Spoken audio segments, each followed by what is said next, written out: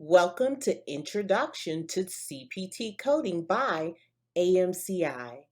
I'm Mrs. J, and I, along with my instructional team, Mrs. Tracy and Ms. Rochelle, are very happy to be your presenters today. And without further ado, let's begin with the goals of the presentation.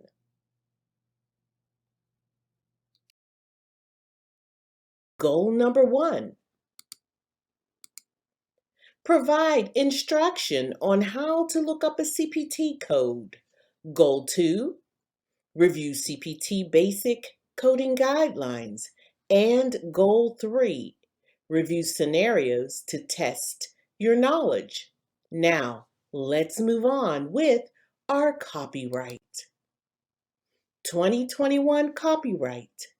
MCG, TTT, Keyword Concept, FTR, Chun, AMCI, Fab 7, Flip Tap, Master 7, MMM are all trademarks of AMCI. CPC is a registered trademark of American Academy of Professional Coders. AAPC content found within this presentation is copyright of AAPC, and CCS is a registered trademark of American Health Information Management Association, or AHIMA, and content found within this presentation is copyright of AHIMA. And finally, CPT is a registered trademark of American Medical Association, AMA, and content found within this presentation is copyright of AMA. Let's begin by defining what CPT coding is.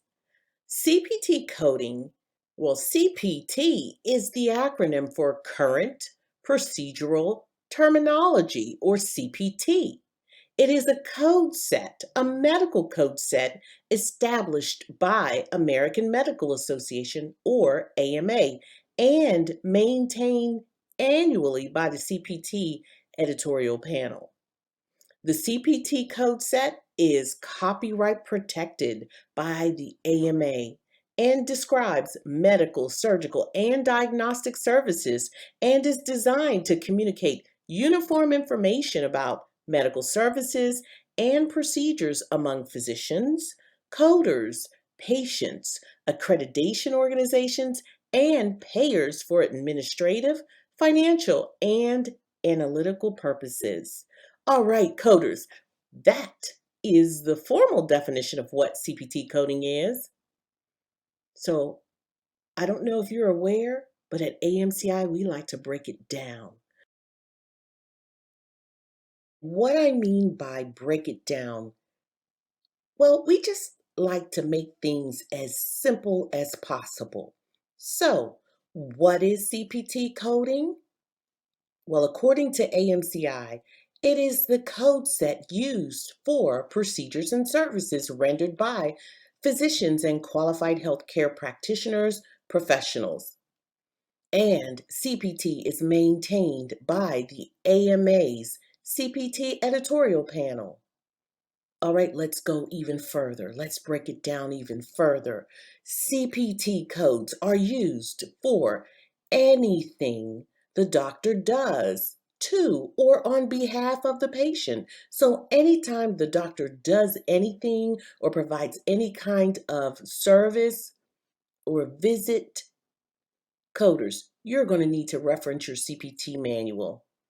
All right, so now that we've gotten that out of the way, let's go ahead and learn how to look up a CPT code. Yes, we are going to get right to it.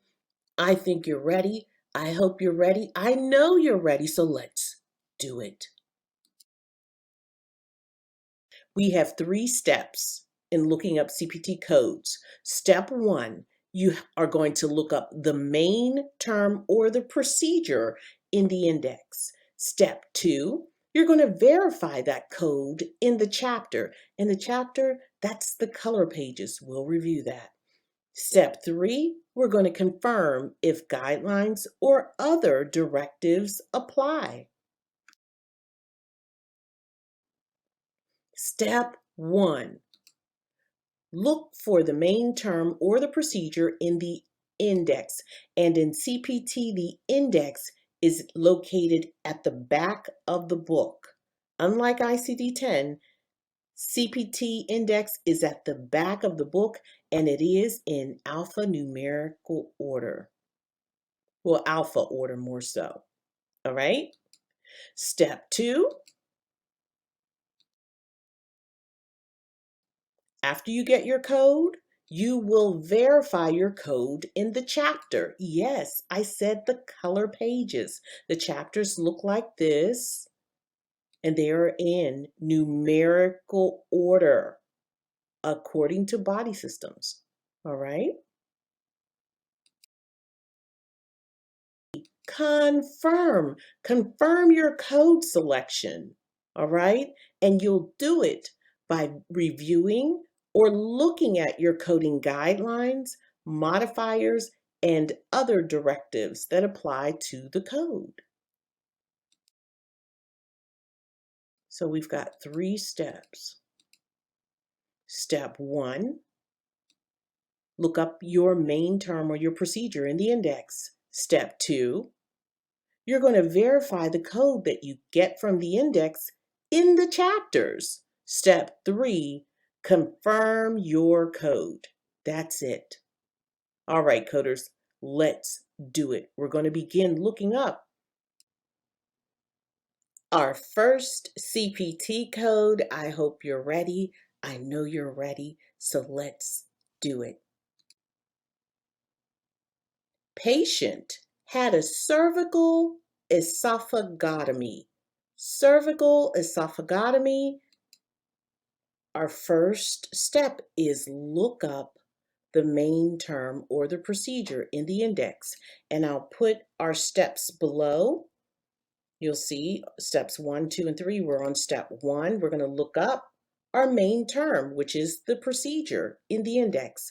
So, of the words in our exercise, which is the main term or procedure? If you said esophagotomy, outstanding. Yes. So we'll look up esophagotomy in the index. Remember, the index is at the back of your coding manual, your CPT manual, and I am looking it up. This is just the clipping. All right. So it is in alphabetical order. And as you can see at the top, this says esophagoscopy.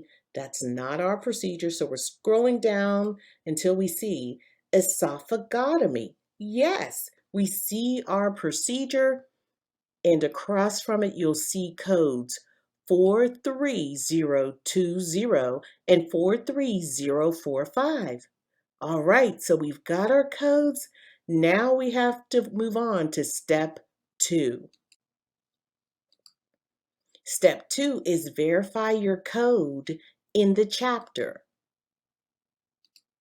And remember, step 2 represents, well, the chapter are your color pages. Remember that. All right, so we've got 43020 and 43045. It's going to be one of those codes. And just so you know, the chapter, it has the color pages like you see on the screen. All right, so it's in numerical order. The chapters are in numerical order according to the body system. All right, so if we go to 43020, you'll see it's in the esophagus chapter. So we know we're in the right place because we had esophagotomy. All right, next, we have 2 codes, 43020 and 45, and if I'm looking at both of them, they look the same, and the only difference is these key words. You see cervical for 43020 and thoracic for 43045, and I am going to deduce that 43020 is the correct code because our patient had a cervical, I hope you can see this, esophagotomy. Look at that. cervical. All right. So we don't stop there. You know why? Because we have step 3. We have to confirm if this code is indeed correct because there will be guidelines or other directives that apply, right? So for now, we are going to check out anything that is in a parenthesis. At AMCI, we call it parenthetical guidelines because these guidelines rule. They take precedence over almost always all guidelines. So in this parenthesis, it says for esophageal intubation with laparotomy, use 43510. This is not our situation. Our patient only had a cervical esophagotomy, no esophageal intubation with laparotomy, not applicable. So when it doesn't apply, it flies, and our correct answer is 43020. Okay, coders, how do you feel? All right, let's move on and let's try another one. And if you got that correct, outstanding. All right, we have another exercise. I know you're up for it, so let's do it. Patient had an appendectomy. And remember, we have 3 steps. We'll begin with step 1. I'm going to see if this highlighter works. Is it working? Yes, it is. All right, so we'll begin with step 1. And step 1 is look up the main term in the index. All right, that's our step 1. Okay, coders, I can hear you. What is the main term in our scenario? All right, I know you said appendectomy. There you go. Yes, so we're going to look up appendectomy in the index. And remember, the index is in the back of your CPT manual. And right at the top, we see appendectomy. Now let's take a look underneath appendectomy. We have an appendix, excision, and we have a laparoscopic. Both of these are appendectomies. This is a teachable moment for everyone. Anytime you have equipment like laparoscopic, it must be in your documentation. It must say it. It has to say the patient had an laparoscopic appendectomy in order to use this laparoscopic code. Now, an appendix excision is pretty much excision, removal of the appendix. And that is indeed our situation. That isn't an appendectomy. So we're going to select appendix excision, and it's driving us to 3 codes. It's saying, hey, you need to look at these 3 codes, 44950, 44955, 44960. All right? Now that takes us to step 2. In step 2, we are going to verify the code in the chapter. And remember, this is done by going to the color pages in the CPT manual. And remember, the codes are arranged in numerical order according to the body system. So I want to address that. So what do I mean by that? Well, as you can see, we are going to the appendix heading. These codes 44950, 55, and 60 are taking us to the appendix heading. We are in the correct section. Trust.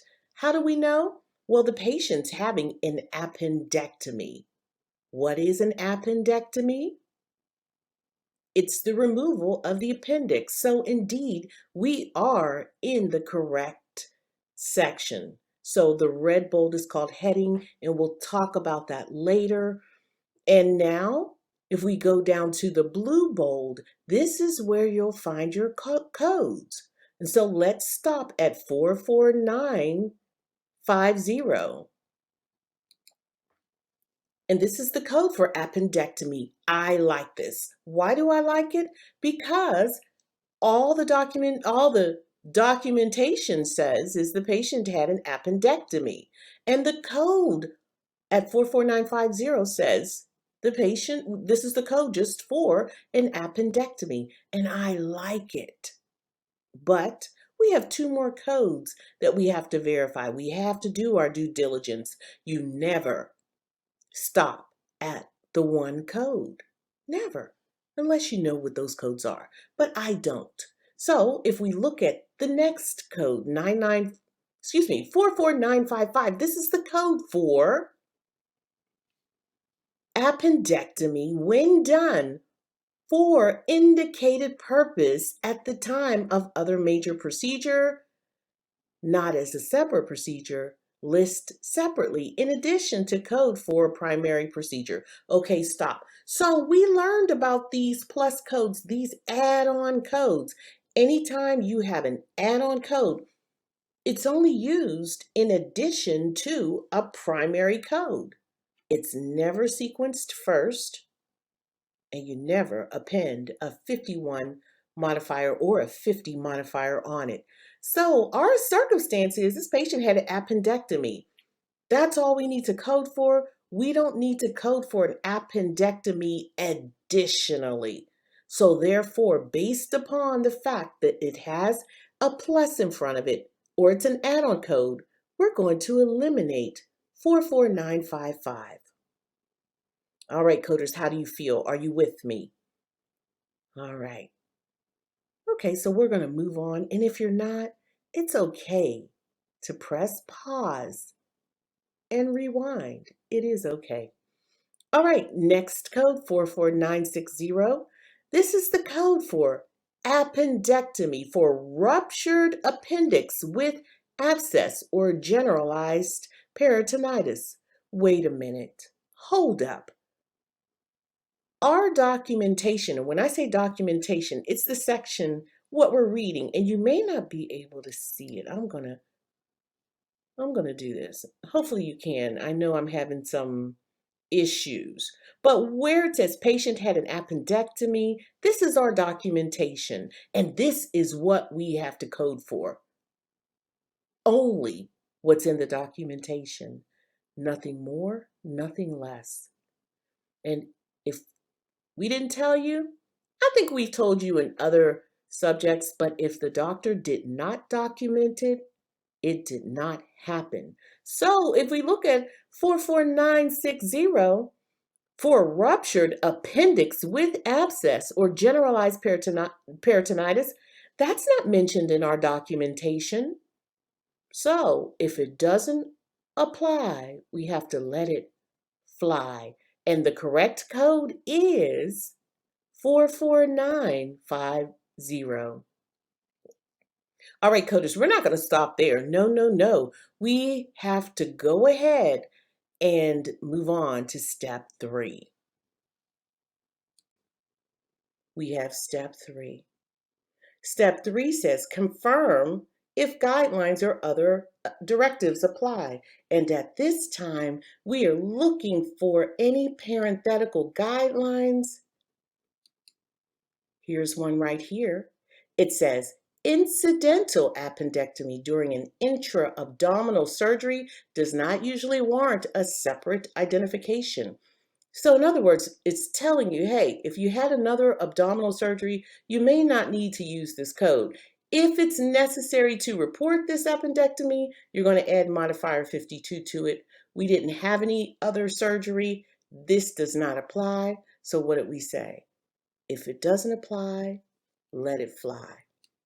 So our code, our final answer, 44950. Okay, coders, if you got that correct, outstanding. All right, I'm ready to move on. I think we can do another scenario. Let's do it.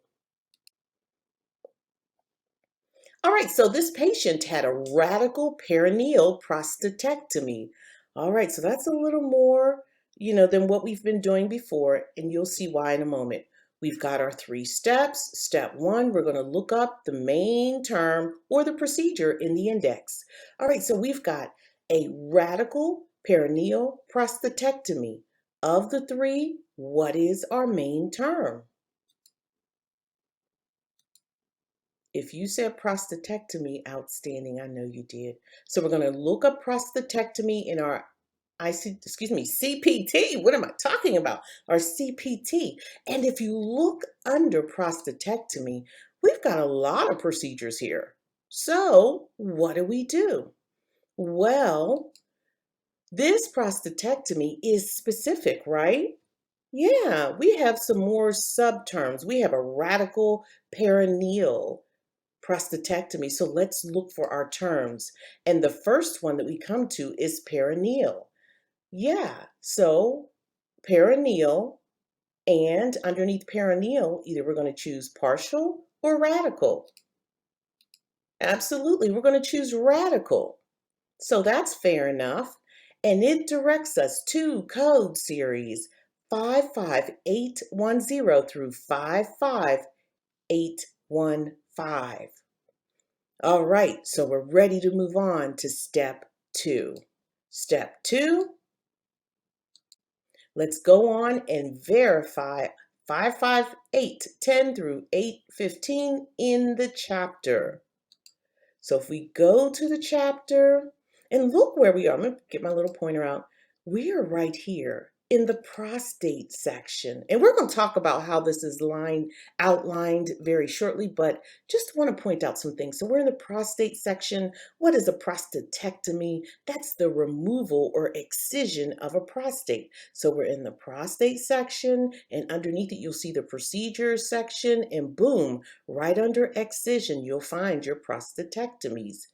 All right. So our first code, 55810, we have a green box around it. It's saying it's correct. So let's read it. It says prostatectomy, perineal, radical. Coders, this is our code indeed. It matches our language exactly.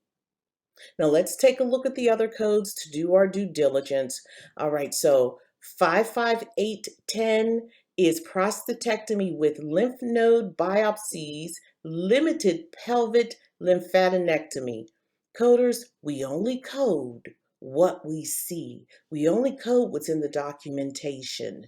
If there's no mention of lymph node biopsies, if there's no mention of lymphadenectomies, we are not going to code it. So 55812 is incorrect. And then we have 55815. This is a prostatectomy with bilateral pelvic lymphadenectomy. We've just said it's not in our documentation. We're not going to code it. I'll just read it out. It says including external iliac, hypogastric, and obturator nodes. Whoa, sorry about that. I'm going to look at it again. Obturator. That's what it looks like to me. All right, coders. So these procedures were not carried out. So therefore, it's going to fly. You got to go. So I like 55810. But we have to do our due diligence, and we have one last thing to do. We got to confirm if the guidelines or other directives apply. And at this point, we're only looking at parenthetical guidelines. And it says in the yellow box, if 55815 is carried out on separate days, use 38770 with modifier 50 and 55810. All right, coders, there's no mention in our documentation of a prostatectomy carried out on a separate day. So we're going to go ahead and code 55810. All right, so I don't want to stop here. No, let's go, coders. We have another exercise, and we're going to pick up the pace just a bit. What is the CPT code for total abdominal hysterectomy? Step 1. We have to look up our main term or procedure in the index. What is our main term? We have abdominal hysterectomy. Oh, wait a minute. A total abdominal hysterectomy. Of those three terms, which one is our procedure? If you said hysterectomy, outstanding. So yes, we're going to go to the index. We're going to look up hysterectomy and look. Right up underneath hysterectomy is abdominal, and that is one of our key terms. So let's even get more specific, right? What type of abdominal hysterectomy? Is it radical resection of ovarian malignancy? Is it supracervical or is it total? Yes, it's total. So we've got three codes that it's telling us to reference: 58150, 58200, 58956. So let's move on to step 2.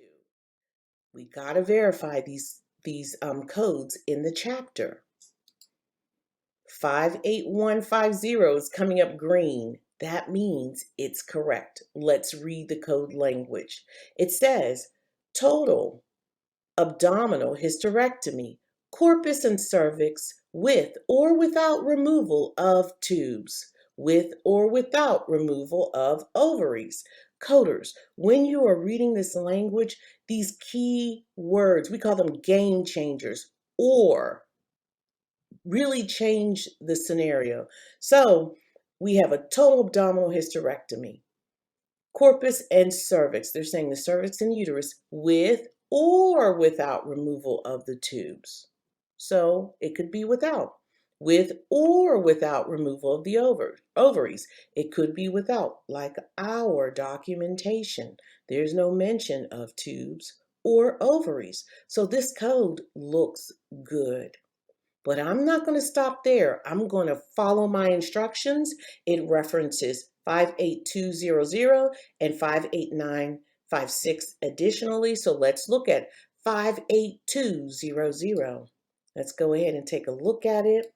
This is the code for total abdominal hysterectomy, including partial vaginectomy with para-aortic and para-lymph node sampling. There's no mention of that in this documentation. We're just trying to code a total abdominal hysterectomy. That's it. And it says with or without removal of tubes, with or without removal of ovaries, and 58200. It's not going to happen because we're not doing all these procedures. 58956.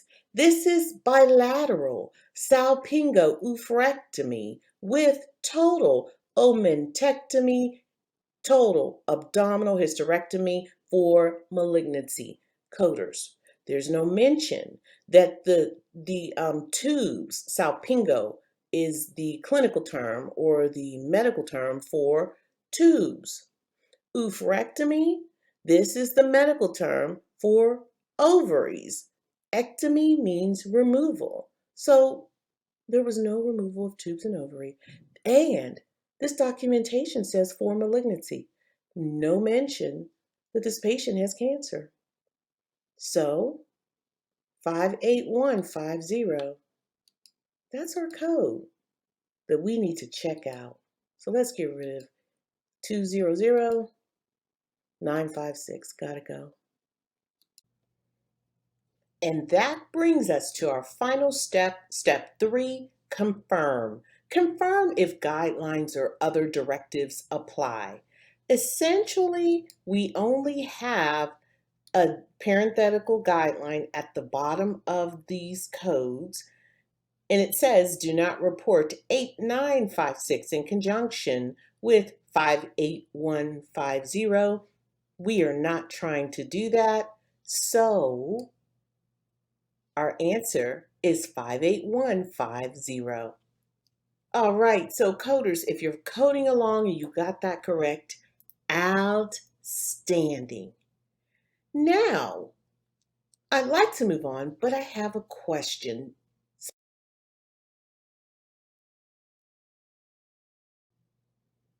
So, what if you're unable to find your procedure? Let's say it's not listed in the index. You will need to look for alternative procedures. That's what I call it, alternative procedures, such as application, incision, drainage, debridement, introduction, dilation, excision. We did see excision. Good example. We saw appendectomy. We know that's surgical removal of the appendix. So is excision of the appendix.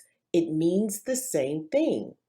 So this is a good example of how you can find your code using these alternative terms or alternative procedures, such as exploration, biopsy, repair. These are all examples of general procedures, and I like to call them alternative procedures, whichever you want to refer to them as. All right. And you look them up in your alphabetic index and keep going. Verify in the chapters. All right. Let's move on. I have another kind of example. All right. So, what if a patient has two procedures in one encounter? What did you do? What do you do? And some of you might not even have been thinking about that. Yeah, so of course, you're going to look up both procedures, right? And code them. However, there will be guidelines that govern or direct how you code them.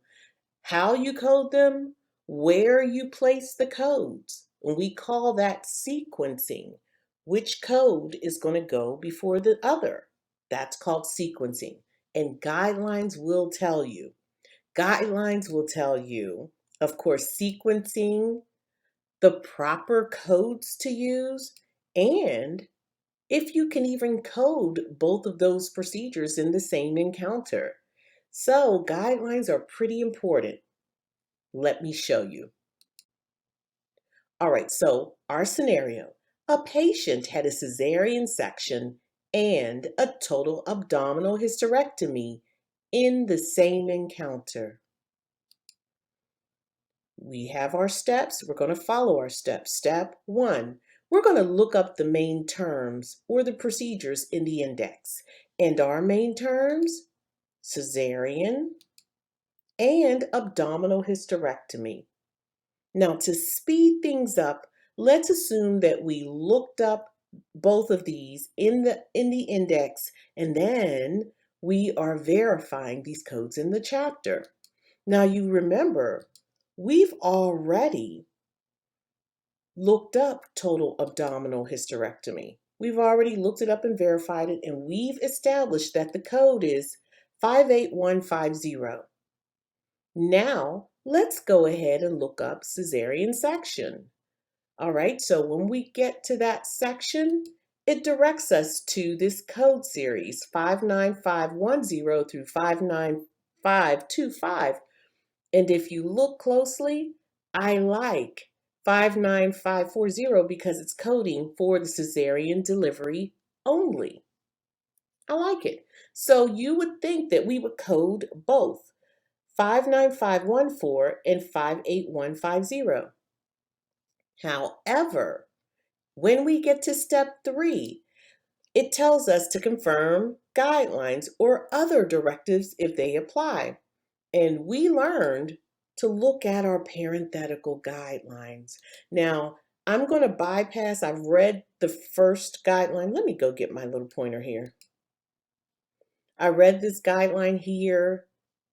It doesn't apply, so I'm moving on to these two. And it tells you use 59525 in conjunction with 59514. So let's look at 59525. What is it? So this is the code for subtotal or total hysterectomy after cesarean delivery. Wait a minute. So this add-on code is telling you that you coded, well, the guideline tells you that you use this code 59525 with 59514. And let's look down here for more guidance. It says for extraperitoneal cesarean section or cesarean section with subtotal or total hysterectomy, see 595, 10, 15, and 25. Okay, coders, we've got some deciding to do. And if nothing else, coders are like machines. We really are. We have to think like machines. We code what we see, we code our documentation, and we code to the guideline. If the guideline says use this code with this code, that's what you do. All right, so our guidelines are telling us that this is the hysterectomy code, and this hysterectomy code will be used with cesarean deliveries, not this one. Okay? So the correct answer will be 59514 and 59525. Now, I sequenced my cesarean delivery first, and then I sequenced my hysterectomy after. And the reason I knew to do that, this add-on code, this plus sign, means that you add it to a primary procedure. And that's a guideline that you're going to learn later on. Not today, but later on. All right, so hopefully that answers your questions, or if you were thinking about it, or maybe not, but hopefully you learned something. Let's move on. Now, again, we talked about guidelines will drive your code selection. And just know for complex scenarios and procedures, we must understand CPT guidelines, sequencing requirements, and instructions to learn advanced coding concepts. So first, we have to understand the basic rules. Then you will move on and learn the advanced rules. So don't try and put the cart before the horse. It is coming. Trust me, it is. All right, so just want to show you another part of your book. In the back of your book, at the beginning of the index, if you want to learn how to select main terms, read this section. If you are in the AMCI guided course, we provide you additional instruction on how to select main terms. You will get it in class. And now let's learn about the book. What book? CPT. And that's what this discussion is about, right? I did kind of put the cart before the horse a little bit. We learned how to look up a code before we actually learned the components of a book. Now it's time to do it. All right, so CPT has 3 categories of medical codes and descriptors for those codes. And we call those descriptors nomenclature. All right. So essentially, a nomenclature is a different name or descriptor assigned to a person, place, or thing used by an entity and their affiliates. For instance, serial numbers are assigned to equipment. People who produce that equipment know or are able to identify that piece of equipment based upon the serial number. Social Security numbers are assigned to individuals, people in Social Security Administration. They know a patient or a person, they can identify a person based upon the Social Security number. And CPT codes, they're assigned to procedures, and you better believe that coders are able to understand that language. That is nomenclature. All right, now CPT is divided into 3 categories of codes. You have category 1 codes. They are 5-digit numeric codes. Category 2 codes, these are 5-digit codes, but they measure performance, all right? And Category 3 codes, these are also 5-character codes, and they are temporary codes. And when we say temporary, that means that they are waiting to become permanent, all right? So Category 1 codes are the primary codes that you'll be using. These are permanent codes. And let's talk a little bit more about these Category 1 codes.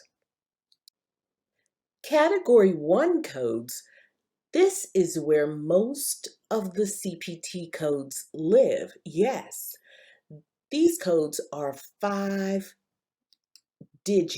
numerical codes, like this one, 10040. This is a typical Category 1 codes. CPT codes or CPT Category 1 codes are mandatory.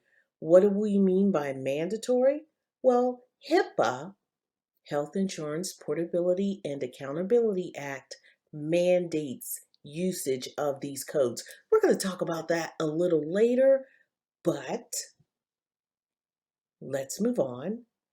Category 1 codes are also referred to as HCPCS Level 1 codes. Yes, not Level 2, Level 1, and there are 6 sections of codes. Let me get my pointer.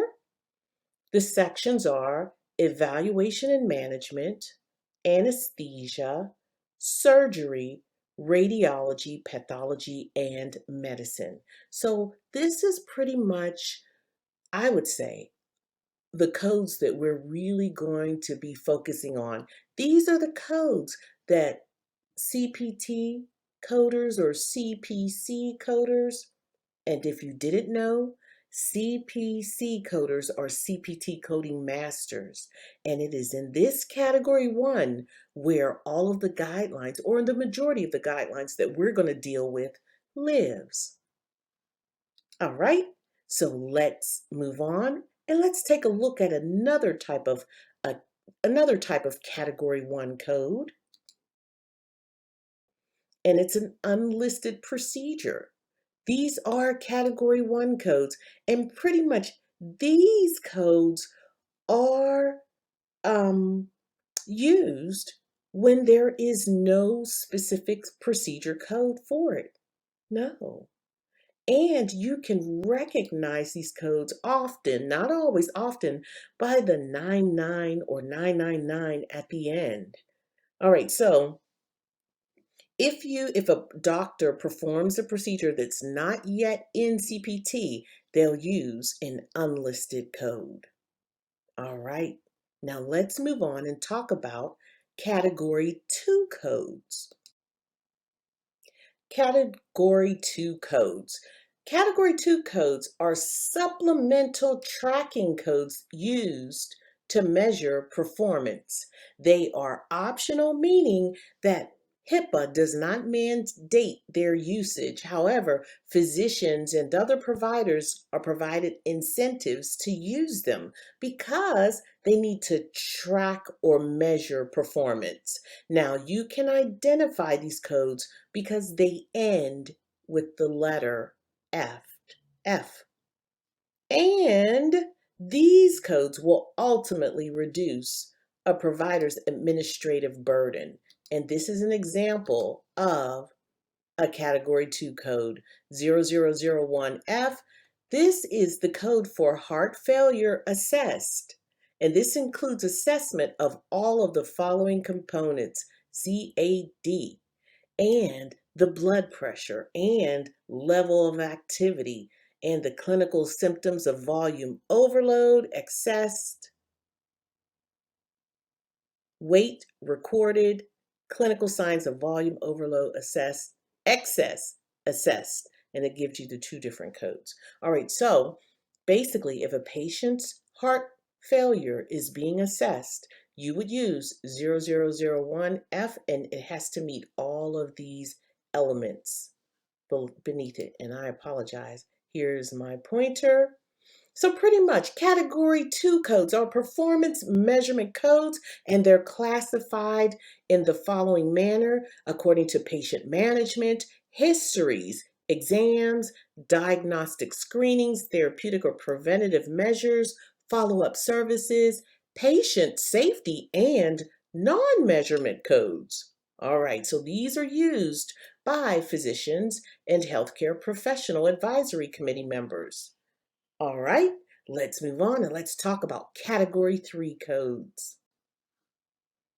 Category 3 codes are temporary codes. Yes, and these are used for emerging technology.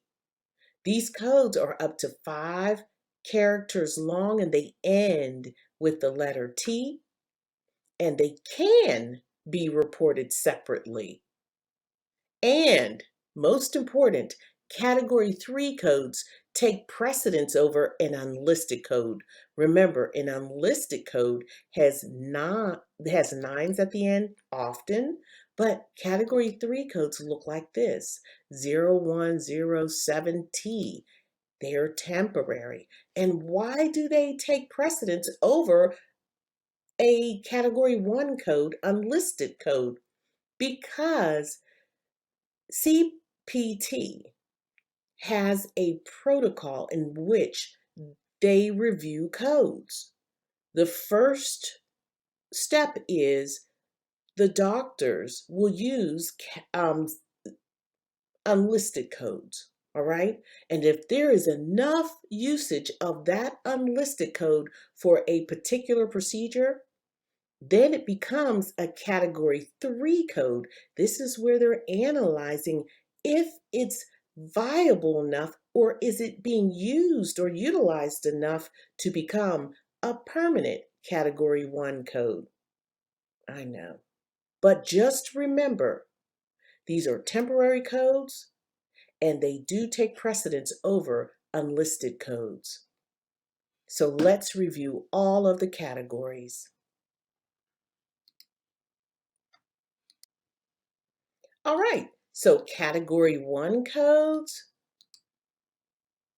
these are 5-character codes. These are the primary codes that CPC coders use. These often describe surgical procedures and also services rendered by physicians. Category 2 codes, these codes are not mandatory by HIPAA and they are used for performance measurement. Category 3, these are temporary codes and they take precedence over unlisted codes. So that's all 3 categories in a nutshell. Now, let's move on and let's talk about some symbols, the symbols that you'll find in CPT. All right, so symbols, if you open up your CPT manual anywhere in the surgery, let's say category where the Category 1 codes are, in the surgical section, you'll see all of these symbols. They're at the bottom of the page. And if you just look at my page 91 and 90 and 91, you'll find my symbols. Okay? Here are your symbols. Now, these symbols provide guidance and sometimes are considered guidelines. Yeah, all right. It's guidance because it helps you code appropriately. Now, where do we get information about these symbols? Well, in your appendices. All right, so in CPT, you have appendices A through O. This is where you can find more clarification about CPT nomenclature. Nomenclature is symbols, signs, definitions. It's the language that medical coders speak when they're talking about, in this case, CPT. Now let's look at the CPT appendices and learn about the nomenclature for each chapter, A through 0. And we're going to begin with Appendix A.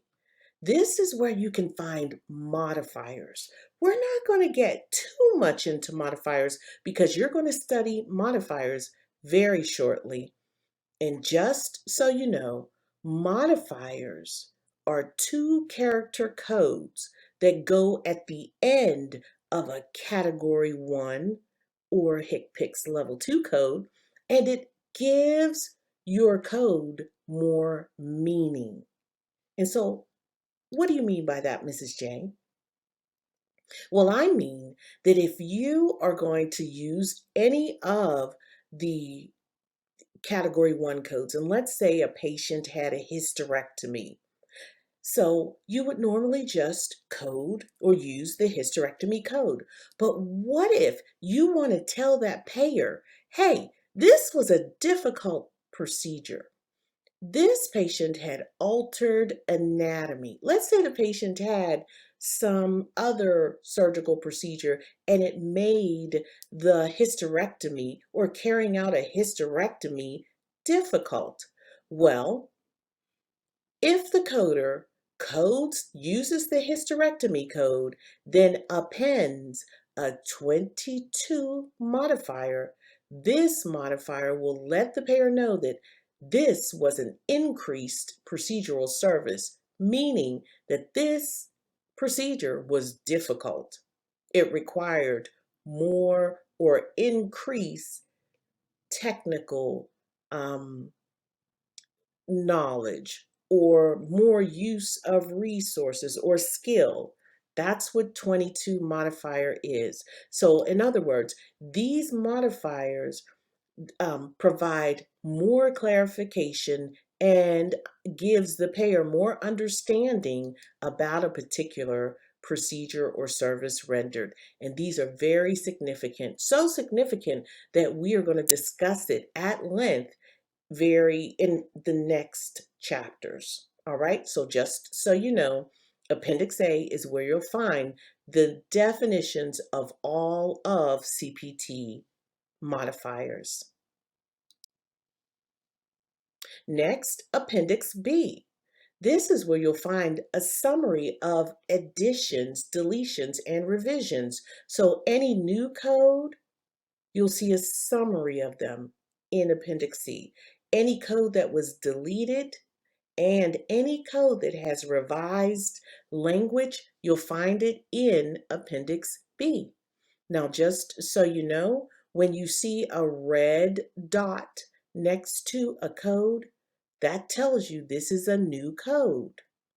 When you see a strike through a code or even strike through language, that means it was deleted. And when you see not green, but a blue triangle, that means that the code has been revised. Yes, often the language within it could be revised. Now we're moving on to Appendix C.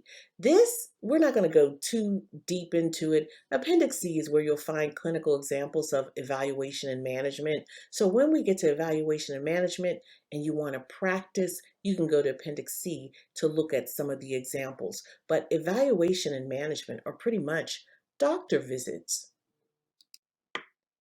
Appendix D. Summary of CPT add-on codes. All right, coders, do you remember we talked about add-on codes just earlier? We said that you use these add-on codes in addition to a primary code. So when these codes are used in addition to a primary code, you know it cannot be sequenced first. Your key word is in addition. Can't be sequenced first. Also, these add-on codes cannot be used with modifiers 51 and 50. That is a general rule that you'll need to remember. You cannot use an add-on code with modifiers 51 and 50. You got to remember all of these rules because this add-on code, these add-on codes are guidelines. So this is just one that you just have to remember.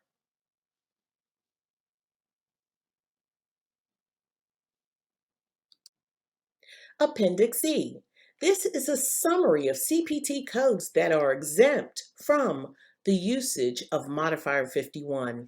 I know we have not discussed modifiers, but just so you know, modifier 51 is the modifier that you use when you have multiple procedures. So the first procedure will be coded, the subsequent procedures will have to use modifier 51 if it is applicable.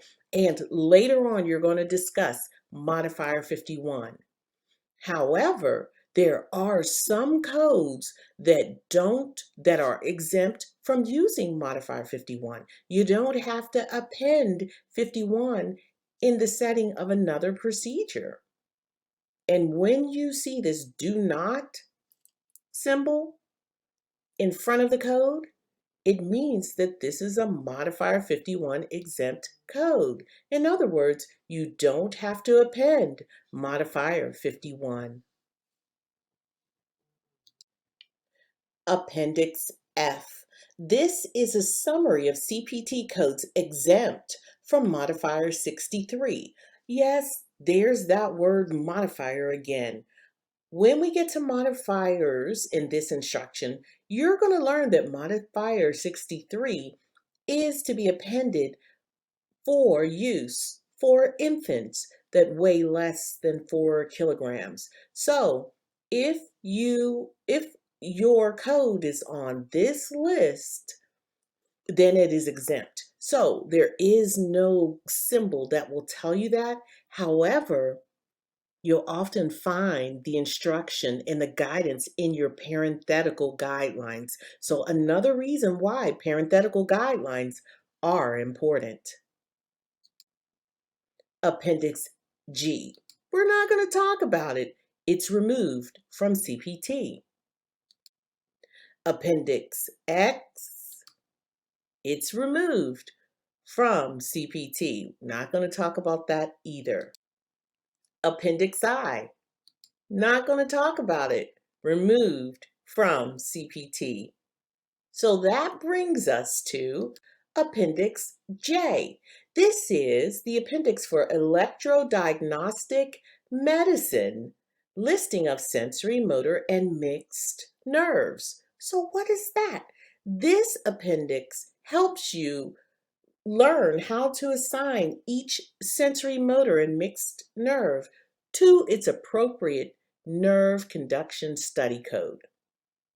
So this is pretty intense, but yeah, you got to know where your nerves are in order to code it. Moving right along to Appendix K. This appendix describes product pending FDA approval. So you see, we've only got 3 here. 90666, 667, 668. I wonder what they are. But anytime you see this lightning bolt, that means, well, it doesn't look exactly like this. It only has 2 charges, but that means that code is pending FDA approval.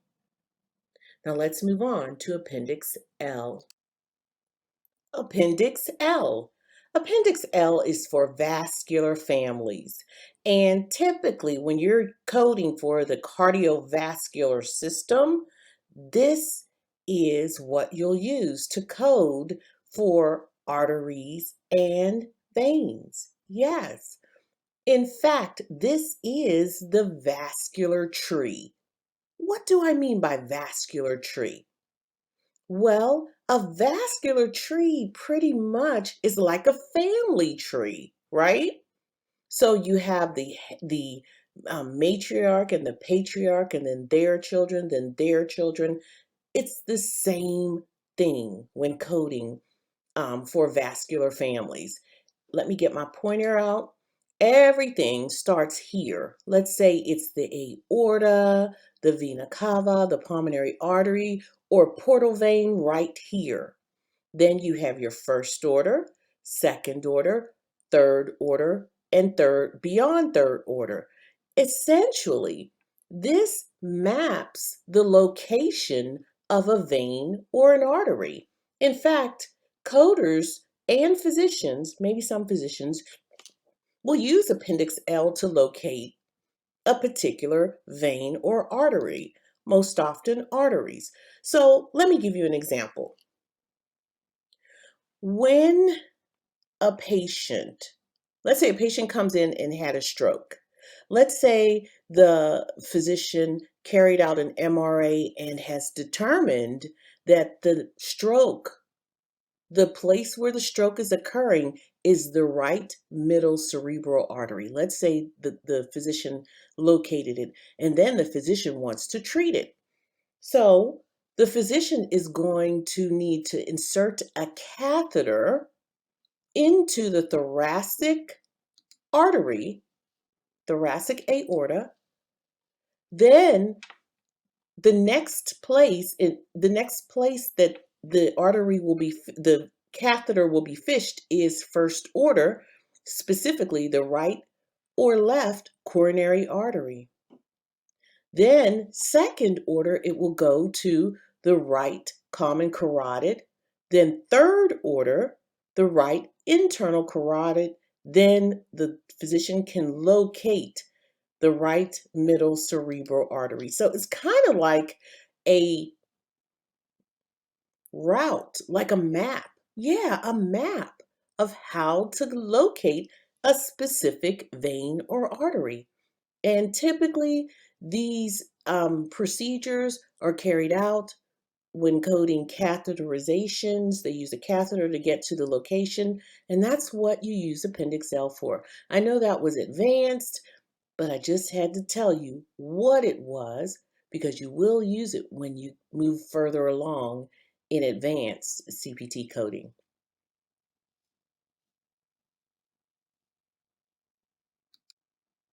Appendix M. This appendix is for renumbered CPT codes, and this is the crosswalk. So if any of the codes have been renumbered, you can find it here. Now let's move on to Appendix N. Appendix N is for resequenced CPT codes. Whenever you see in the section a red code and it will also have a hashtag in front of that red code, you'll know it has been resequenced.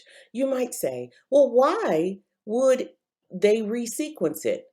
Often it's resequenced when they want to classify the codes appropriately. So let's say um, sometimes they do it for classification purposes. I can't tell you why you do that, but one thing that I do want you to know, sometimes it's a little frustrating. You may not be able to find your code.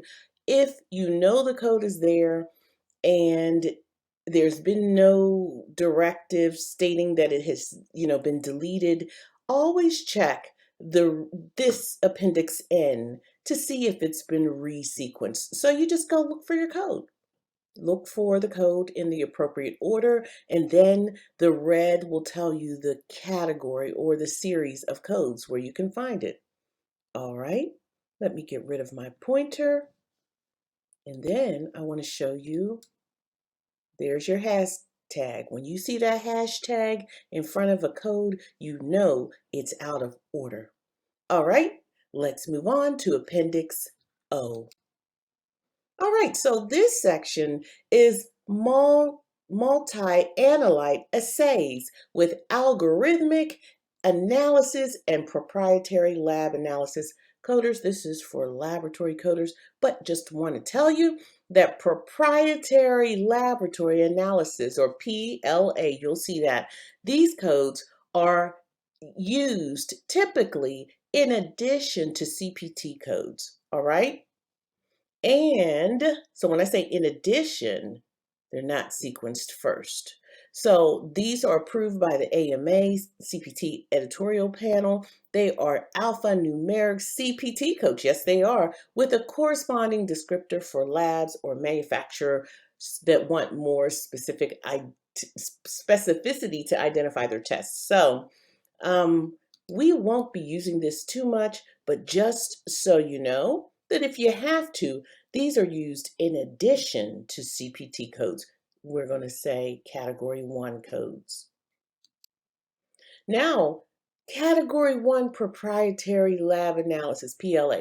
All right, so there are some PLA codes that can be sequenced first, and you'll know it by this indicator, the up-down arrow, Category 1 PLA. But remember, traditionally, PLA codes, they don't fulfill Category 1 status and they're not sequenced first. However, you see this indicator, it is. Now we have another indicator. All right. And finally, when you have a duplicate proprietary lab analysis test, you use this indicator right here to denote that it is a duplication. I'm going to get rid of my pointer. And now we're going to move on and do a summary of all of the appendices. And let's do it now. Here you go. All right, so we have Appendix A. We know this is where you find your modifiers and those definitions. You'll see you'll actually see your modifiers in your front inside cover, but it doesn't have the definitions or their meanings. So you go to Appendix A to read the modifier definitions. Appendix B. This is a summary of new codes, of deleted codes, and revisions. Appendix C, we know those are clinical examples for evaluation and management coding. Appendix D, this is a summary of CPT add-on codes. When you see that plus sign, you know it's an add-on code. Don't sequence it first, and do not append a modifier 51 or 50. That's new. All right. Appendix E, modifier 51, exempt. You have that do not. That means you don't need to, it's exempt from modifier 51 and it does not need it. Appendix F, modifier 63, exempt. Appendix G, CPT codes that include moderate conscious sedation has been removed. Appendix H has been removed. And we're going to move on to Appendix I. Appendix I is also removed. Appendix J, this is for your electrodiagnostic medicine listing of sensory, motor, and mixed nerves, bunch of nerves. Appendix K, this is product pending FDA approval. Appendix L, don't forget this is where we have our vascular families. All right. Appendix M, this is renumbered or renumbered CPT codes, and this is the crosswalk listing. Appendix N is for your resequenced CPT codes. Appendix O, multi-analyte assays with algorithmic analysis, MAA or MA, used for clinical laboratories. So it's not for us typically. All right, coders, I think it's time. Let me get your resequence symbol. Now it's time to review. Are you ready? Time for a quick review of CPT symbols. All right, coders, let's do it. Don't forget, a red dot next to a CPT code means that that code is new to the CPT manual that year.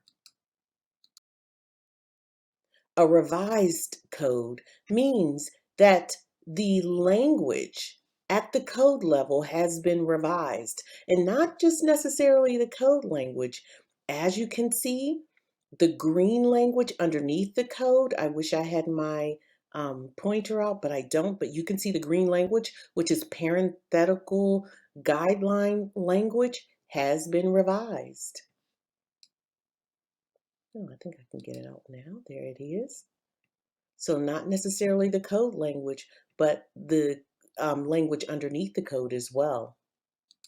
Next, that lightning bolt. When you see the lightning bolt next to the code, it means that that code is pending FDA approval. All right? So you can use it, but it is pending approval. Next, the hashtag. When you see the hashtag next to the code, it means that that code is resequenced or out of order. See, 77081 followed by 77085. It's out of order. All right? And it will tell you where. If you underneath, it'll tell you where you can locate it as well. Code is out of numerical sequence and it'll tell you where to find it. All right? Next, the add-on code. I think you all could get this. When you see an add-on code, it means you use this code in addition to a primary code, and often in your parenthetical guidelines, it will tell you what you can use or which primary codes you can use the add-on code with. Not always, but often. And also remember that these add-on codes are never sequenced first, and you never use them with modifiers 51 and 50. Moving right along. Our circle with the slash means do not append this code with modifier 51. It is exempt. Yes. So if this is a secondary code, you do not have to append modifier 51. And it'll make more sense. The modifiers will make more sense when we review modifiers. All right, and we also have these triangles. We really didn't talk about it, but when you see the inverted triangles, it means that there is new and revised text. So it's within the triangle, see? The left inverted triangle and the right one. All of this text between it has been revised. And here, and here. So this entire page has been revised.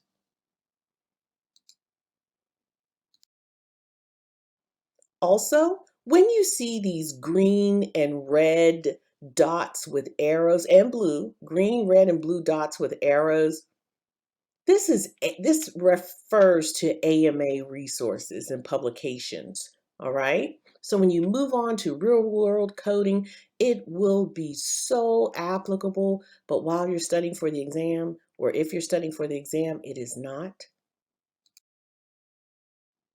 And know this, when you have more than one symbol, if you encounter more than one symbol like these, make sure that you apply all of those rules when possible. All right. So it's just important that you follow the rules when possible. All rules when possible. All right. So that completes our review. Now we're going to move on.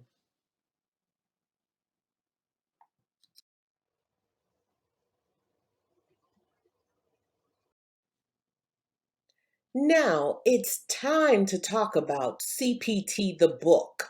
And we're going to begin by how CPT arranges the book. All right. So essentially, here's the where the codes are. We'll start with that. Pretty much it goes in this order. We're going to begin with evaluation and management. These are office visits. So the office visits will come first, followed by anesthesia. This is to be used by anesthesiologists and certified anesthesiology nurses. Also, after the anesthesia, we're going to begin the surgery section. And the surgery section is classified according to the body system, and they're in numerical order. So we begin with the integumentary system.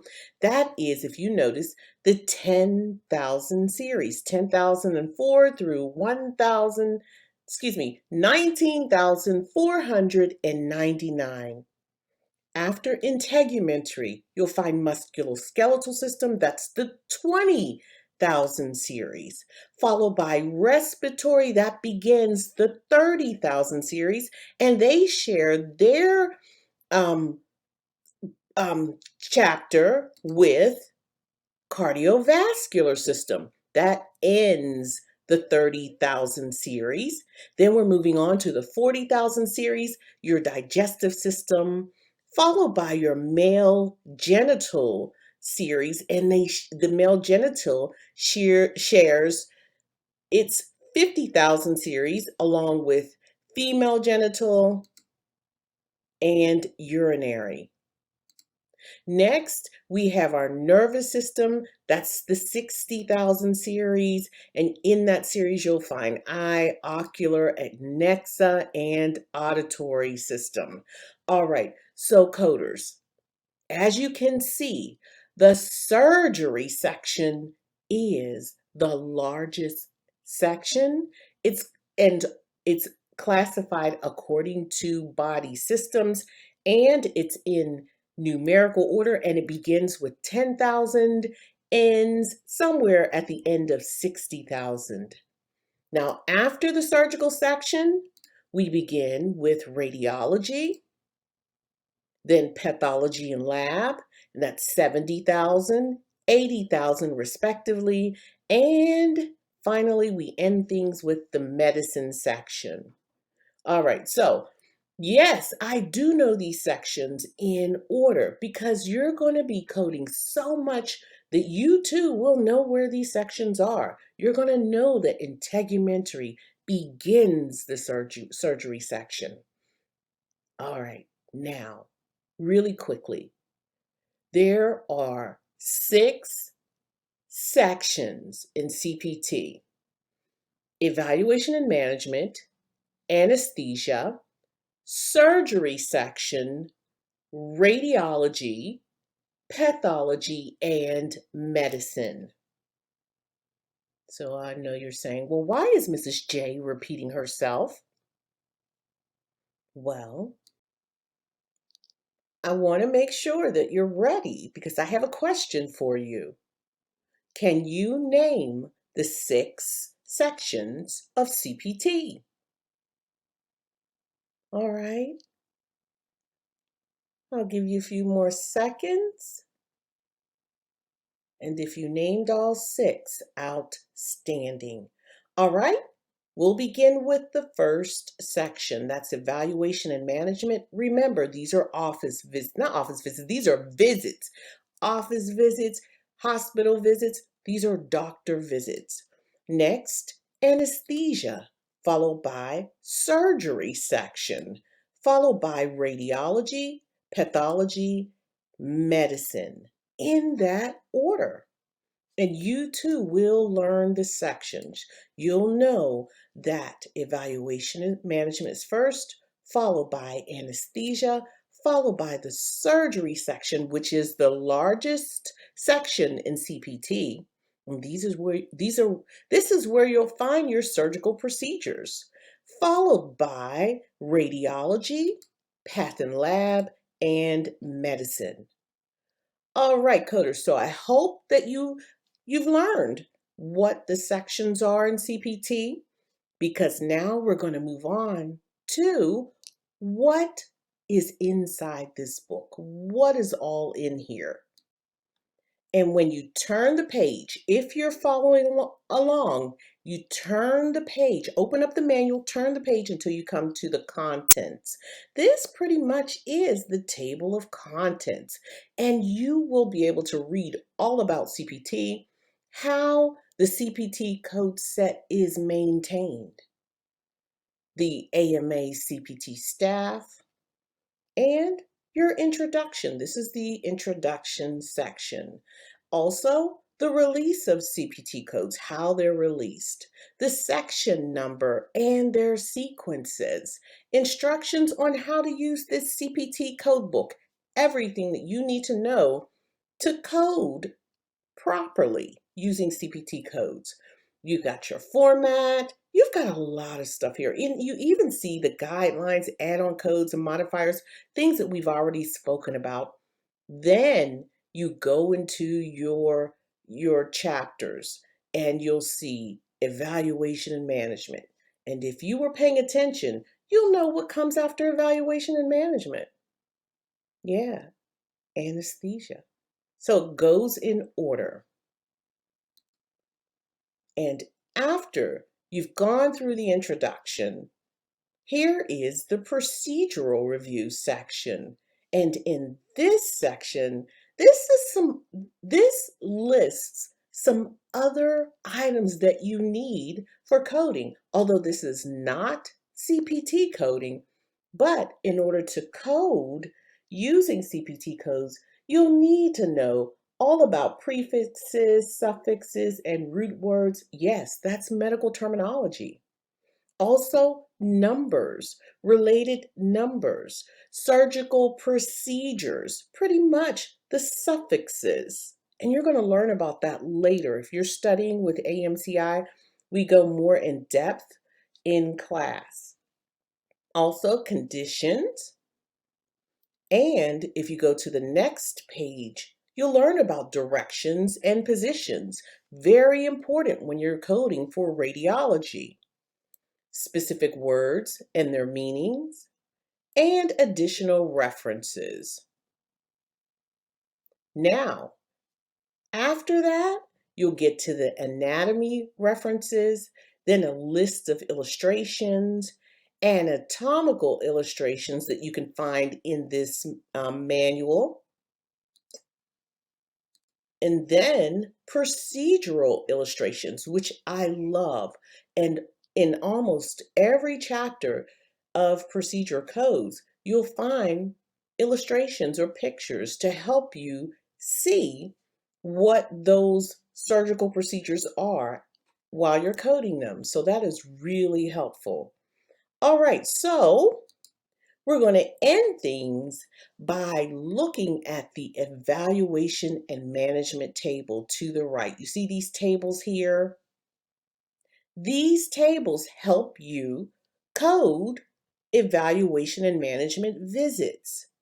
Pretty much how it's done is a coder will look at the physician's documentation, then based upon what the doctor has documented, the coder will determine the score or the level of that office or visit, doctor visit, based upon the documentation. So the more he writes or the more complex that visit is, the coder will be able to assign a level or score and then assign the appropriate evaluation and management code.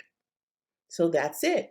Now, no, you can't learn everything at one time, so we can't talk about evaluation and management now. In fact, that's in advanced coding.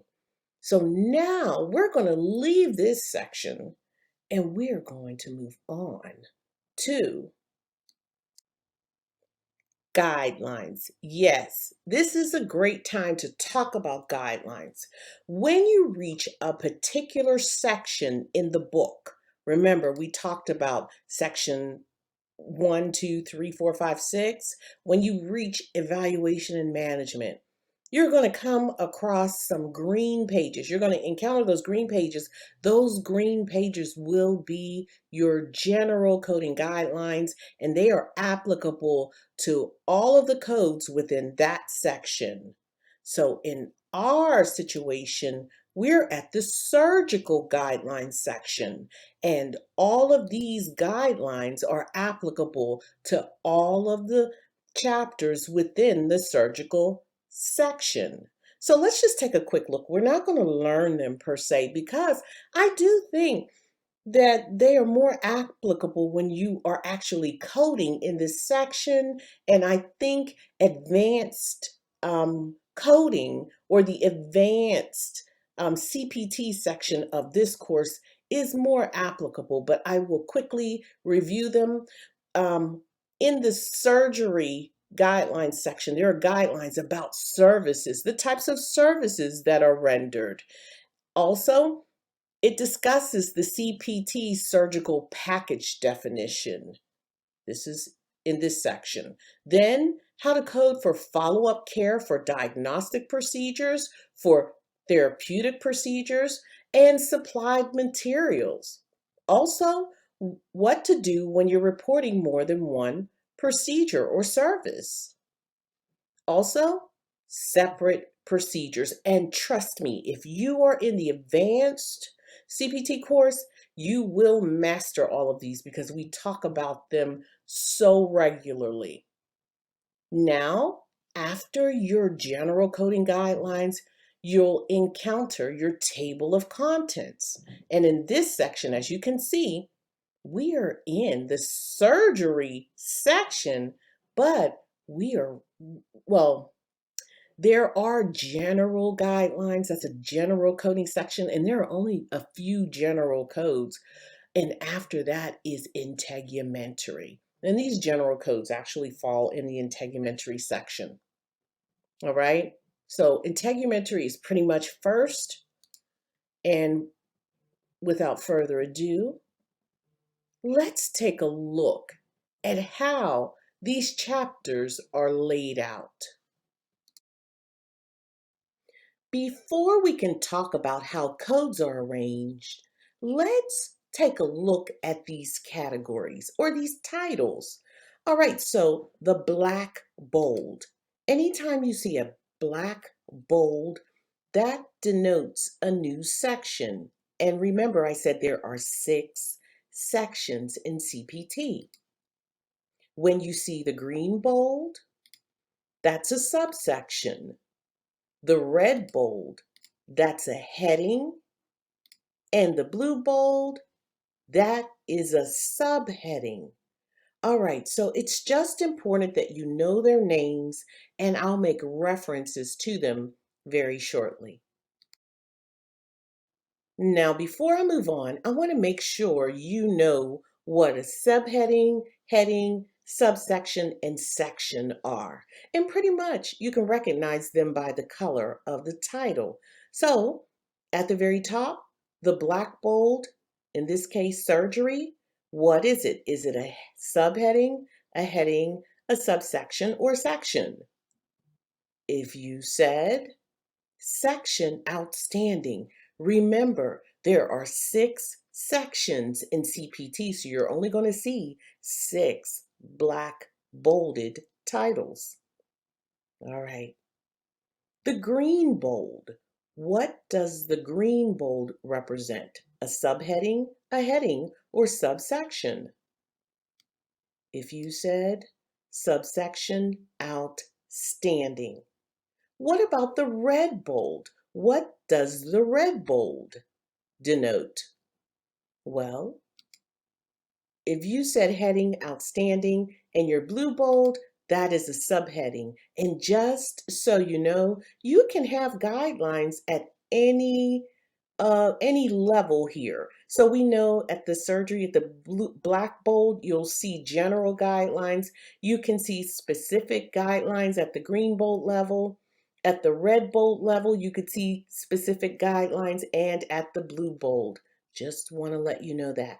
Now that we know these titles, we can now talk about how codes are arranged in CPT. All right, so we'll begin by identifying the types of codes in CPT. So in front of you, you see a code family, right? How do we know it's a family? We know it's a family because it has a parent code and it has a child code. In other words, the parent, let me get my pointer. The parent sticks out and the children are all indented. Not necessarily the code, but the code language. The language sticks out and the language of the child is indented. All right, so the parent sticks out, the language of the child is indented, and They are a family. They're a family because they're related. In other words, the parent and the child share something. Okay? In fact, the child code will not make sense without the parent code. For instance, if you look at the parent code, 20100, this is exploration of penetrating wound, separate procedure neck. But code 20101 just says chest. 102 says abdomen and flank and back, and 103 says extremity. So as you can see, the children don't make any sense, but they will in a moment, and they need their parent to do it. So in other words, just so you know, a parent code has children or indented codes. And a child, remember, it's always indented, the language is indented, and a parent code and a child code, they make up a family. So that's all you need to know for now. Now, and most important, a child needs a parent to make sense or have meaning. So, in other words, the parent and the children, they share language, and we call this language common language. And it is the semicolon at the parent that distinguishes all of the codes in the family. Well, it helps to distinguish all of the codes within the family. Let me show you. All right, so I'm going to highlight the common portion language. The common portion language is the language that precedes or is before the semicolon.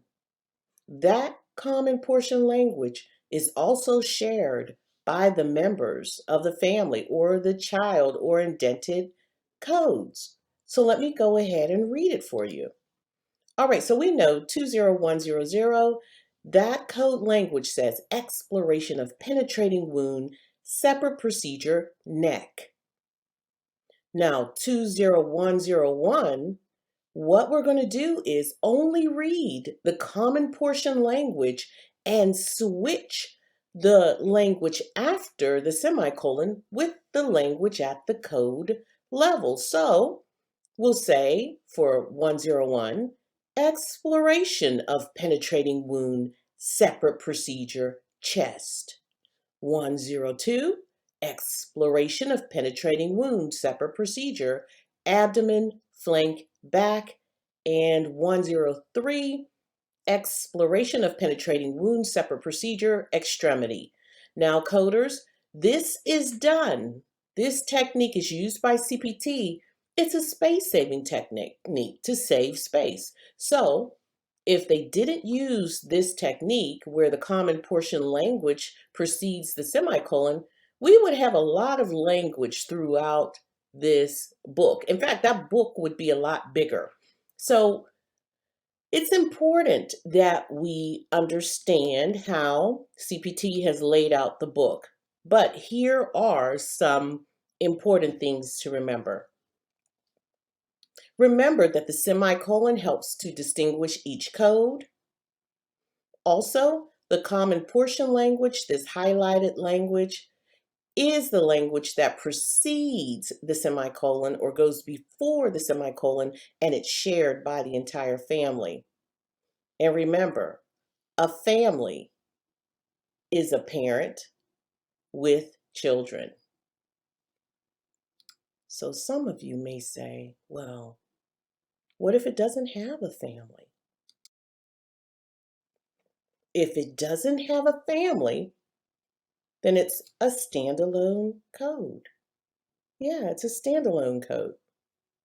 So if you look at 1004, it has no indented family underneath, no children. 1006, it does have one child. 1008 has one child, and 10120 have none. Well, on this sheet. It could have more, but I don't know. But on the sheet, it doesn't. So some of you might say, well, wait 1 second. That is hard to read. It is. Yeah, it might be hard to read. So if you do this, let's say you take your families and you just circle all of your families like this.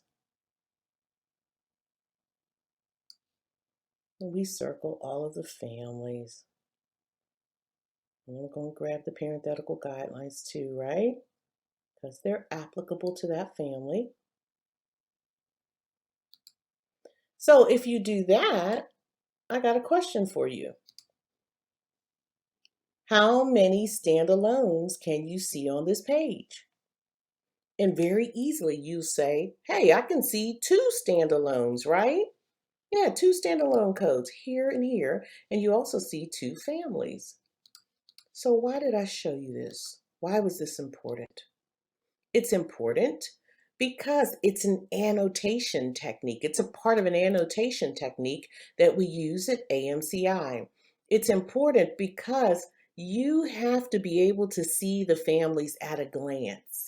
Yes, and if you're studying for the CPC or CCS or any medical coding exam, you don't want to make a mistake. No, and it is time-based, and you're likely to make a mistake if you're going fast. So we recommend that you annotate your manuals. Now, this is not instruction on how to annotate. However, I just want to make you aware that circling those families, highlighting highlighting your indented codes and highlighting your parenthetical guidelines and underlining keywords and making notations about guidelines and just keywords in a code or code language, that's called chun. So this is just the mentioning of chun, and it does help you see the codes family much. So just a little bit about chun. It's AMCI CPT annotation technique, and it is the acronym for circle, highlight, underline, and notate. And circling is an important part of chun. And if you want to go ahead and circle your families, go right ahead. Remember, your parent code has a common portion language, and that's the language before the semicolon. Indented code has only specific code language, and you should circle the parent and the children or the indented to create a family. A standalone code is independent, it does not have a family, and don't forget the semicolon. That distinguishes or helps to distinguish each code. All right, and I believe there will be, if you're in the AMCI CPT course, there will be instruction on chun, no doubt. If you're looking at this lecture on YouTube or any other platform, we do have some lectures on how to chun your CPT manual. All right, time to move on, and we're going to talk very briefly about sequencing. CPT sequencing is pretty much determining which code comes first, sometimes second and third. Yes, you could have multiple procedures performed in one day or one encounter, and it's important as a coder to know which code will come first. So let's say a patient had acne surgery up here. They had acne surgery and they also had incision and removal of a foreign body of the skin of the arm. So they have both of these procedures that took place. All right, so just so you can see, 10040 is your acne surgery code, and 10120 is your incision and removal of foreign body code. So as a coder, it is your job to say which one goes first. Is it going to be sequenced 10040, then 10120 with a 51 modifier? All right, we spoke briefly that 51 modifiers get appended whenever codes are coded subsequently, but that's a different subject. I really want you to focus on these codes, the primary codes. So, or is it going to be 10120 and 10040? Pretty much this makes a difference. Coders, you will need to determine how it's sequenced, how the codes will be sequenced, specifically which one goes first. And this is how it's done. It's based on what we call RVUs, or relative value units. And this is a standard set by Medicare. So Medicare have determined for each code which or what the RVU value is. And we're not going to get all into it. You just need to know that RVUs determine which code is sequenced first, generally, unless there is a guideline. We're going to get to that. But pretty much this is the formula for RVU. You take the work RVUs, and that's set by Medicare, multiply it by the work geographic practice cost index. In other words, this is what it costs the practice to offer that procedure. So you multiply the two, then you add it to the practice expense RVU, and you multiply that by practice expense geographic practice cost index. Then you add that to the malpractice RVUs and multiply that by malpractice geographic practice cost index, and that is your total. And you're going to say, are we going to be responsible for this formula? No, you're not. You might need to know what an RVU is, but I'm pretty sure you won't. I just wanted you to know. Now, this is basically how we sequence codes and RVUs. Pretty much, the higher the RVU, the more complex that code is. So, the most complex procedure always gets sequenced first, right? Because that is the value of the code. That is what it's going to cost more. In other words, the physician will get more money. And I'm going to tell you something else. Those subsequent codes, generally, either they don't get coded if there's no modifier appended, or the doctor does not get reimbursed if there's no modifier appended to it, or if that 51 modifier is appended to it, that doctor's only typically, not always, going to get half of that amount for that service. So the most complex procedure is often has the highest RVU, and that will be sequenced first. And then how do we know what's more complex? We just said by the RVU value. And you can find these RVU values at this web address. So if you want to screenshot it, go right ahead.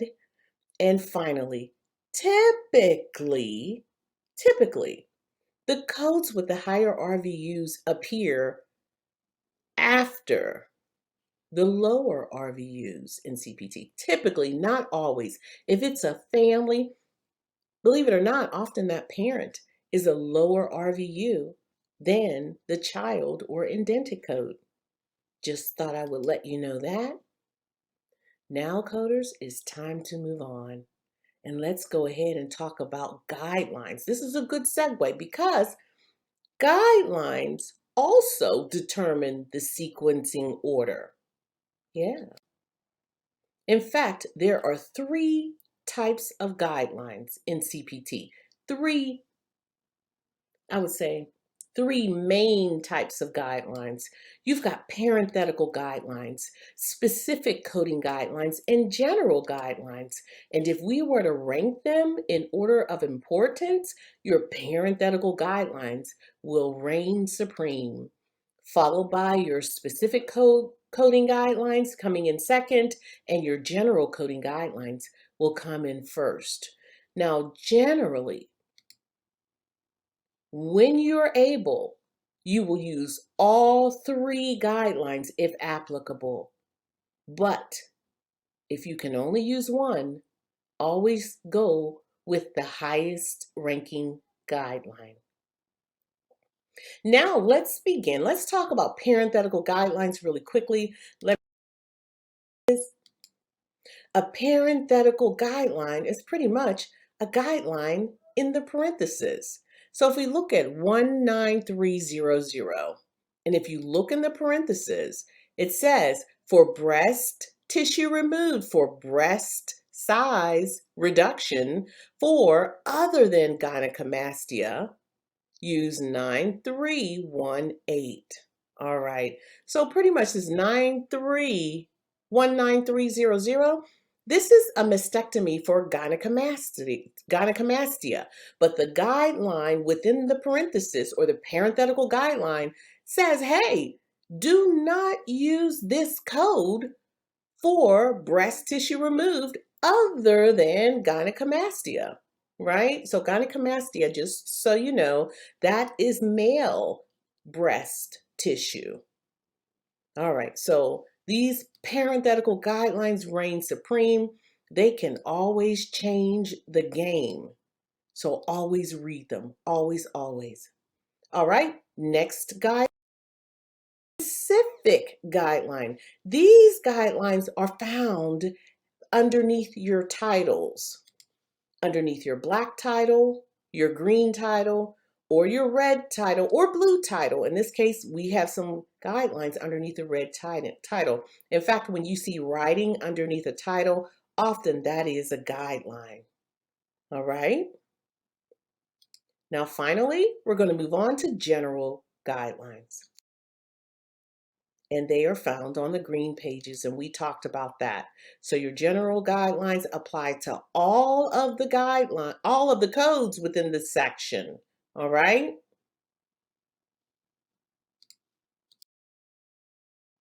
Now let's just take a quick look. We're still in the surgery section, and I said, hey, we'll talk a little later about some of these guidelines, maybe in advanced CPT. Then I changed my mind. I said, let me go ahead and have you take a look at one of the guidelines, the general guidelines in the surgical section. And we call these guidelines the CPT surgical package. Definition. In a nutshell, this guideline says, hey, every single procedure code in the surgery section includes not just that surgery, it also includes the visit. So the doctor visit. Let's say someone went to the doctor the day before they had surgery. It's bundled. It also includes local infiltration, metacarpal, metatarsal, digital block, or topical anesthesia. It also includes immediate postoperative care, including dictating operative notes, talking with the family and other physicians or other qualified healthcare professionals. The CPT code in the surgery section also includes writing orders. It also includes evaluating the patient in the post-anesthesia recovery area. And finally, that CPT code includes typical post-operative follow-up care. So a CPT code in the surgical section includes a lot of stuff. Now, let's go ahead. I think we're ready to do an example. I've done a lot of talking. Now it's your turn, and I want to demonstrate.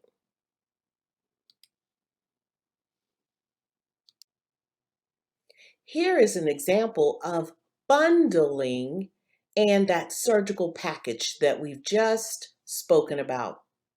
We have a 12-year-old little boy who arrives to the physician's office who performed a comprehensive history and exam. The physician decided that the little boy needed a tonsillectomy emergently. The patient was taken to the surgery center. Then the physician carried out a tonsillectomy. So, what happened? That's what we need to determine. Well, we know that a comprehensive history and exam took place. In other words, there was an office visit. And you're going to learn about evaluation and management a little later when you get to advanced coding. But just remember, anytime a patient goes to the doctor or the doctor sees or if the doctor visits the patient, the doctor can be billed for their visits. So you can code for visits. However, a procedure took place on the same day as that visit. And you might say, well, what are you talking about, Mrs. J? I'm talking about the CPT surgical package. Remember?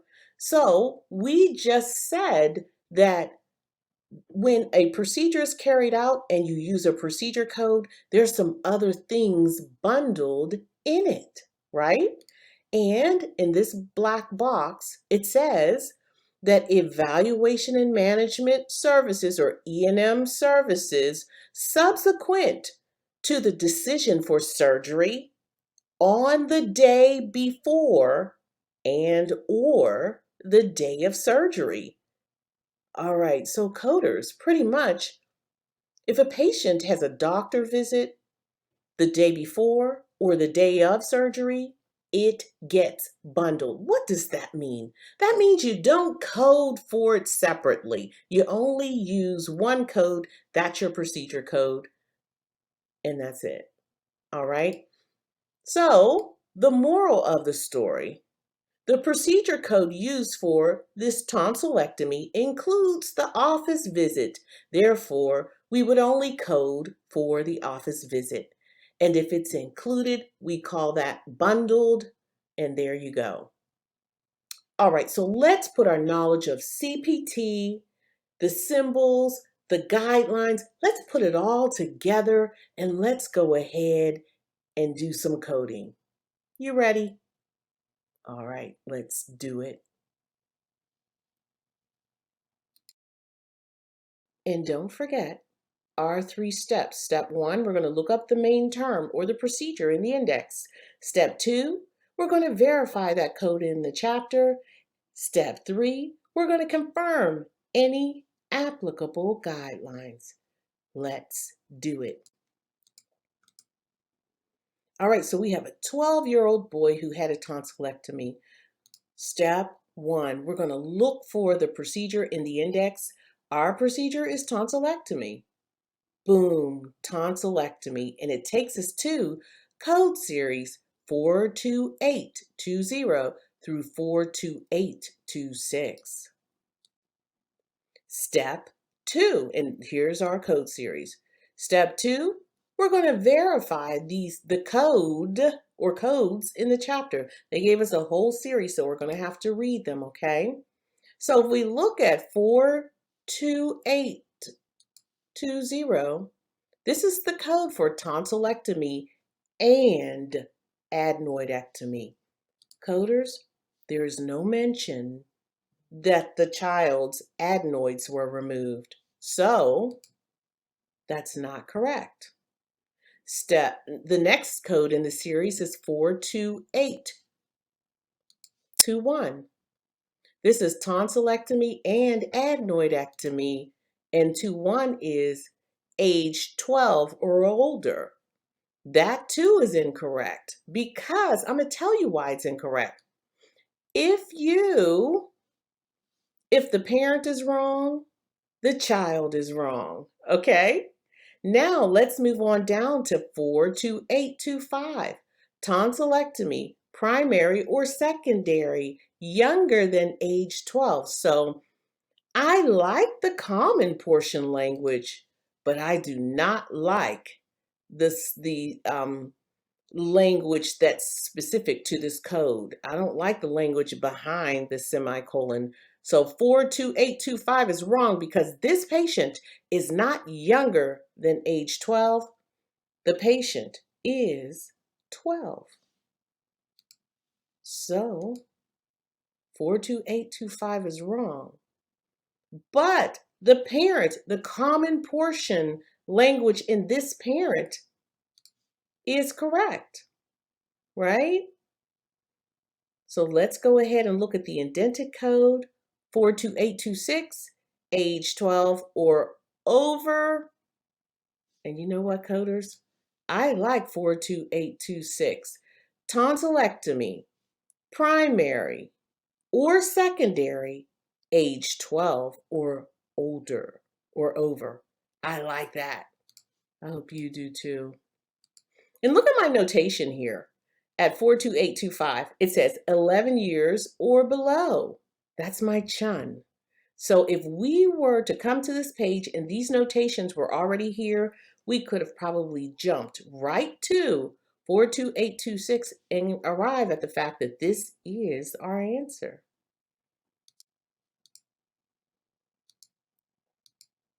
So the answer, 42826. And the thing to take away, be careful. That patient is 12 years of age, and in this section, or any section in CPT where you see they are distinguishing that age, make it make sense. At AMCI, we make it make sense. Whenever someone is younger than age 12, we'll say 11 or below, or we can say 11 plus or below, but not 12. All right, coders. So if you understand that, outstanding. And for some of you, it might have been too much. I know this is a basic and an introductory level class, and no, the only goal that I want you to achieve, I really want you to understand that there are guidelines, and I also want you to understand that there is a process to looking up a CPT code. And that's pretty much it. Moving forward, when you reach advanced CPT coding, you're going to get all of this that I've mentioned and more. All right, and you'll be ready. All right, coders, this completes part 1 of Introduction to CPT Coding. I want you to remember to practice, practice, practice. At this point, you should be able to put your knowledge of CPT symbols, guidelines, and coding, put it all together and really code. You are there. Don't forget the 3 steps. Step 1, look up the main term in the index. Step 2, verify that code in the chapter, the color pages. Step 3, confirm any applicable guidelines. All right, so let's review what we've accomplished. We reviewed how to look up a CPT code, CPT basic guidelines, and scenarios to test your knowledge. Now, congratulations, you're ready for part 2. Thank you for watching an AMCI exclusive presentation in partnership with AAPC. Until next time.